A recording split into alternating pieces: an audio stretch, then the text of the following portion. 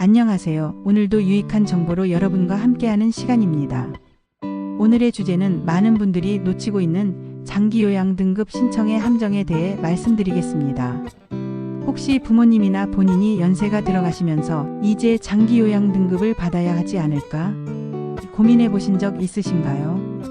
그런데 이거 아무렇게나 신청하시면 안 됩니다. 잘못 신청하면 등급은커녕 오히려 불이익까지 받을 수 있습니다. 지금부터 장기요양 등급 신청 과정의 진실 그리고 꼭 알아야 할 팁을 낱낱이 알려드리겠습니다. 영상 끝까지 함께 해주세요. 1. 장기요양 등급이란 무엇인가?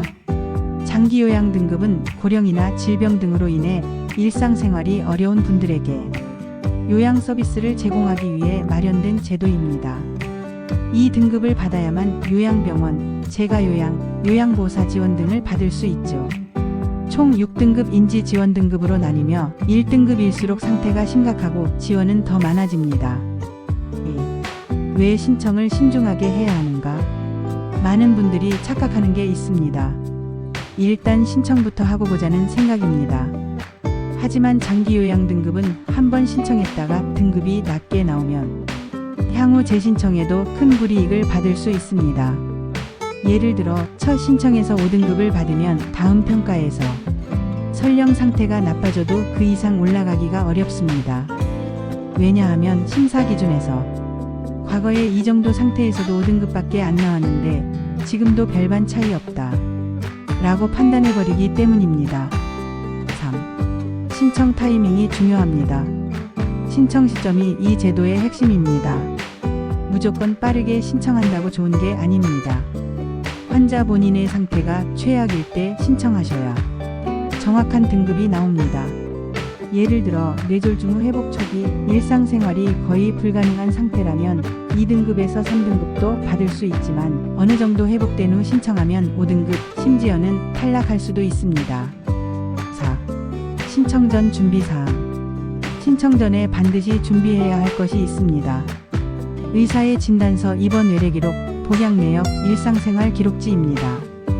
그리고 가장 중요한 것은 보호자나 요양보호사의 관찰 일지입니다. 이 기록들이 심사관이 환자의 일상 기능을 판단하는 데 결정적인 역할을 합니다. 이에 하루에 몇 번 낙상하는가, 화장실을 혼자 가는가, 식사를 스스로 하는가, 방 안에서만 생활하는가 등입니다. 방문조사 시 주의사항. 장기요양 등급을 신청하면 국민건강보험공단에서 조사원이 가정으로 방문해 대면 조사를 진행합니다. 이때 절대 과장하거나 숨기지 마세요. 예를 들어 보호자가 옆에서 너무 적극적으로 도와주는 모습은 보호자가 있으니 일상생활 가능하겠구나라고 오해받을 수 있습니다. 조사원이 올 때는 평소의 생활 상태를 그대로 보여주는 게 핵심입니다. 또한 질문에 솔직하게 대답하는 것도 중요합니다. 혼자서 식사하실 수 있어요? 라는 질문에 가끔 도와준다고 대답하면 심사 결과에선 자립 가능으로 평가될 수 있습니다. 6. 의료기관과 협업하라. 의사소견서만 제출하는 걸로 끝나면 안 됩니다. 의사에게 장기요양 등급 신청에 대한 충분한 설명을 하고 구체적인 의학적 상태를 소견서에 명시해달라고 요청해야 합니다. 이에 보행 불가 상태로 낙상 위험이 높으며 화장실 이용 시 보호자 전적인 도움이 필요함. 이런 문구 하나로도 등급이 달라집니다. 7.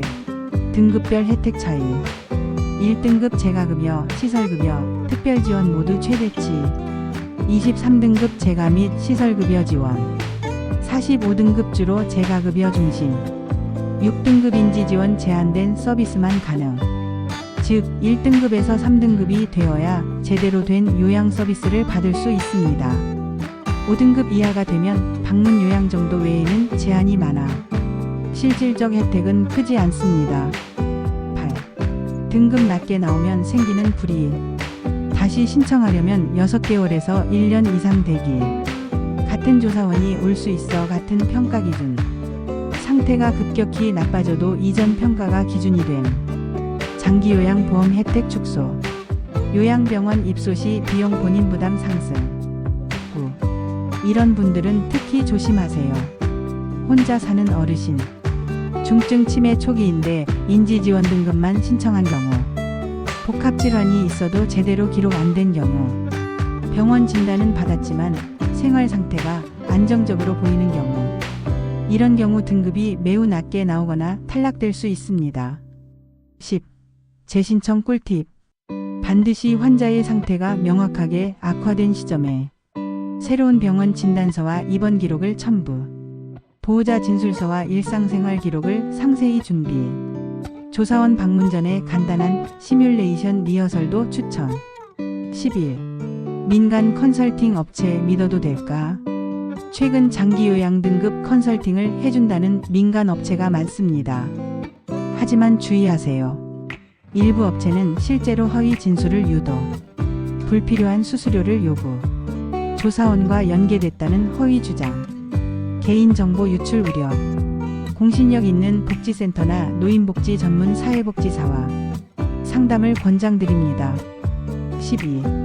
꼭 기억해야 할 핵심 3가지. 최대한 상태가 나쁠 때 신청할 것.